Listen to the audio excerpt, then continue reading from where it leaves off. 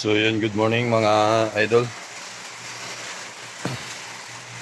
Sa mga nagtatanong dyan, bakit hindi tayo nakapag-upload? At bihira tayo mag-upload ng mga video mga idol. So ito yung rason mga idol, bakit ilang araw na hindi tayo nakapag-upload.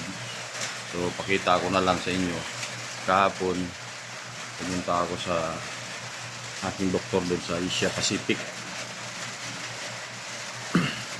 Nagpa-check up muna tayo kasi sama ng pakiramdam natin, tapos nagpa-laboratory.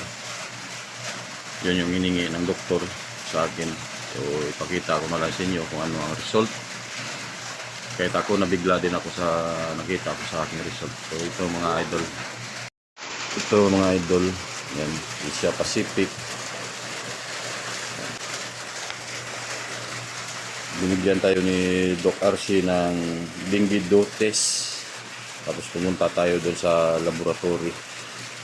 Ayan yung result niya. Dengue NS1 negative, 1G MM negative, 1G ano yan, LGG positive. So akala ko yung result niya ito. Akala ko positive. Kinabahan ako kahapon mga idol. Akala ko makonfine na ako kasi sama ng pakiramdam natin. So yung binayaran natin dyan nasa kulang-kulang to 7, 50 pesos lang bago mag to 7 mga idol. Tapos ito yung gamot niya, antibiotic yan mga idol. Sa 200 isang gamot.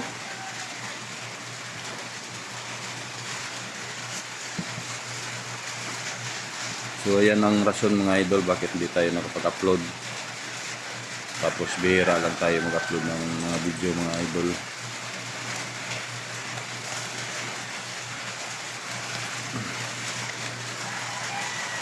Minsan pa dalawa lang yung ano natin, yung upload na video.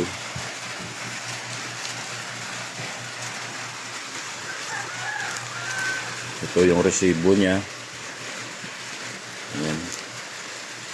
Tapos ito yung ano, ito yung binigay ni Doc sa akin. Ayan, sabi niya, and for CBC platelet without dengue do. Yan yung binigay namin doon sa laboratory doon sa baba ng ano, sa ground floor ng Asia Pacific. So nakuha natin yung result. Mga 3 hours bago nakuha natin yung result.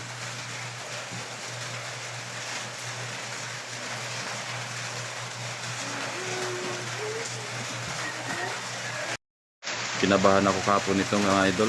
Akala ko makakonfine na tayo. Akala ko doon na tayo matulog sa ano, sa Asia. So yun ang sabi ko kay Doc RC, hindi muna tayo magpapa ano doon confine. Wala tayong pambayad. Mahal kasi yan dyan mga idol sa ano, Asia Pacific.